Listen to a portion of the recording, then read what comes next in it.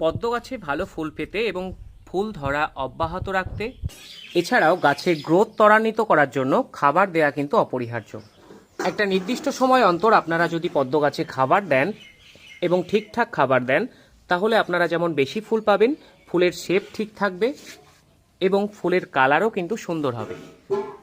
পদ্ম গাছের খাবার হিসেবে আমি যেটা আজকে দিচ্ছি সেটা হচ্ছে NPK 19-19-19।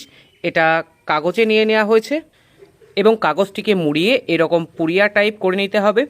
আর তারপর পদ্ম গাছের গামলার মিডিলে যেখানে টিউবার থাকে না, সেখানে মাটির মোটামুটি 1/2 কিংবা 1 ইঞ্চি গভীরে এটা গুজে দিতে হবে। এছাড়াও আপনারা পদ্ম গাছের খাবার হিসেবে আরেকটি খাবার যেটি দিতে পারেন সেটা হচ্ছে সিউইড। এই 2-3টে খাবার অল্টারনেট করে মাসে 2বার 15 দিনের গ্যাপে গ্যাপে চালিয়ে যাবেন।